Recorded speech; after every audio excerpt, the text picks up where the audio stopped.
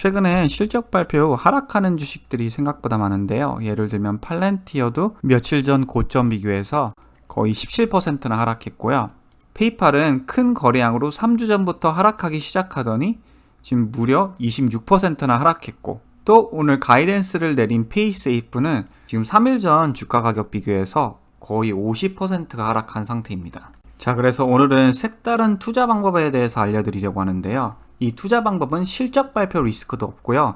기본적인 분석도 필요가 없다고 보시면 됩니다. 그런데도 매년 20% 이상 수익률을 보장해 드릴 수 있습니다. 자, 그 비밀의 ETF는 많은 분들이 아시는 QQQ ETF인데요. 처음 부분에는 왜 이 ETF인지 설명을 해드리고 나중에는 매수 방법에 대해서 말씀해 드리도록 하겠습니다. 화면을 보시면 S&P 500, 나스닥 인덱스, 그리고 QQQ 수익률을 비교한 건데요. 지금 5년 수익률로 봤을 때 QQQ는 237%, 나스닥은 거의 200%, 그리고 S&P 500은 겨우 114%인 것을 확인할 수 있습니다. 자, 그리고 2년간 수익률을 보여드려도 QQQ가 나스닥보다 약간 더 높은 걸 확인할 수 있고, 그리고 S&P 500의 거의 2배 정도인 거를 보실 수 있고요. 1년간 봤을 때는 지금 굉장히 비슷한데요. 그래도 QQQ가 제일 높은 걸 보실 수 있죠. 자, 많은 분들이 아크케이 ETF는 어딨냐고 말씀하실 것 같아서 그것도 보라색으로 지금 더해봤는데요. 보시면 올해 수익률이 아크 ETF는 이미 마이너스이고요. 물론 1년간 봤을 땐요, 아크 ETF가 굉장히 많이 올라간 적이 있었어요. 하지만 ETF 자체가 굉장히 고평가 성장주로 구성이 되어 있기 때문에 보시다시피 변동성이 엄청나게 심한 거를 확인할 수 있습니다.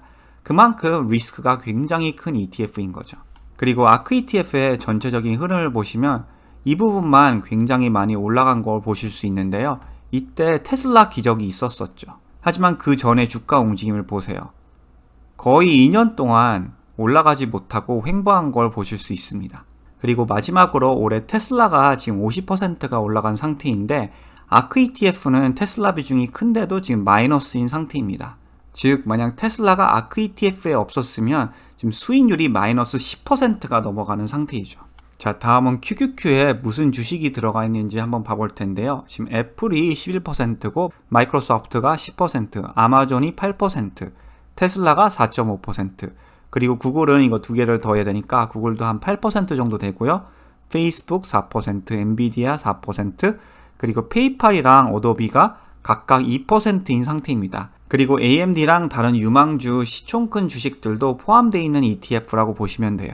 자, 그래서 QQQ를 섹터별로 보시면요. 인포메이션 테크놀로지, IT가 거의 50%를 차지하고 있고 커뮤니케이션 서비스가 20%인데 사실 여기에 구글이 포함이 돼 있어요. 그래서 구글과 페이스북은 저는 IT 쪽에 좀 더 기울어져 있는 기업이라고 생각이 되고요. Consumer Discretionary는 소비자가 사는 물건을 말해주는 섹터라고 볼 수 있는데요. 여기에는 또 아마존이 포함이 돼 있어요. 근데 사실 AWS가 아마존에 제일 좋은 수익을 가져다 주거든요. 그래서 이 ETF는 전체적으로 IT 쪽에 굉장히 웨이트가 크다고 볼 수 있습니다. IT가 지난 10년간 제일 좋은 수익률이 좋은 섹터이고요. IT의 중심은 데이터이고 데이터는 앞으로 점점 더 중요하게 사용될 수밖에 없기 때문에 이 섹터는 계속 꾸준히 우상향할 걸로 예상이 됩니다. 자, 그래서 QQQ 퍼포먼스를 보시면요. 올해 지금 24%가 올라간 상태이고 지난 1년 동안은 44%, 그리고 3년간 봤을 때는 연평균 33%, 5년 연평균은 28%, 그리고 10년으로 봤을 때도 연 22%나 되는 ETF입니다. 그만큼 벌써 트랙 레코드가 다 얘기해주고 있는 거죠. 자, 하지만 QQQ도 리스크가 아예 없지는 않습니다. 예를 들면 코로나 전 고점에 크게 잘못 투자를 하셨으면 30%가 하락을 했고요. 그리고 2018년 말에 금리를 인상했을 때도 20% 이상 하락한 적이 있습니다. 하지만 코로나 같은 경우는요, 거의 100년에 한 번 있는 이벤트이고요.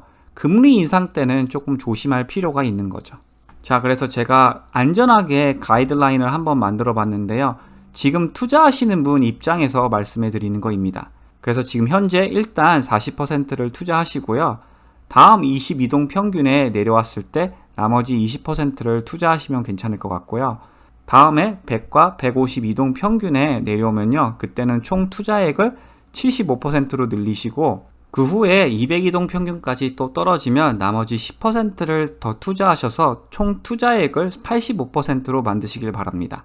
그리고 나머지 15% 중 200이동 평균에서 10%가 더 하락하게 되면요, 그때는 2x 레버리지인 QLD를 매수하시고요, 나머지 5%는 남겨뒀다가 200이동 평균에서 20% 이상 하락할 때 TQQQ를 매수하시길 바랍니다. 이렇게만 투자하시면요, 제 생각에는 20%에서 충분히 30%까지도 수익률을 보실 수 있을 것 같습니다. 자, 이제 차트적으로 보여드리면요, QQQ는 전체적인 이런 사이클이 있어요.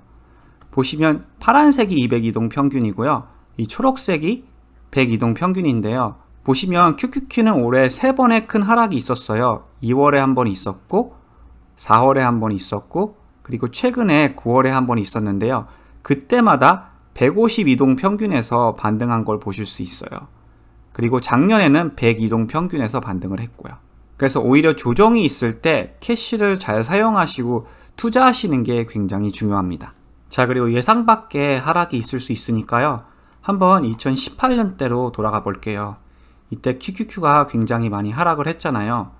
근데 이런 포인트 때 이제 레버리지를 잘 사용을 하셨으면 어차피 주식은 장기간으로 다시 올라가기 때문에 큰 수익을 볼 수 있는 거죠.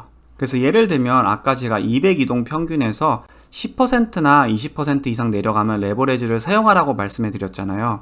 그러니까 이럴 때 레버리지를 사용하는 거죠. 자, 그래서 제가 TQQQ로 가서 만약 이렇게 하락했을 때 레버리지를 왜 사용하라고 말씀해 드리냐면요, 만약 이런 저점 근처 레벨에 매수를 하셨고 또 홀드를 하셨으면 물론 비중은 크지 않겠지만 이렇게 큰 수익률을 한꺼번에 나중에 보실 수 있는 거죠.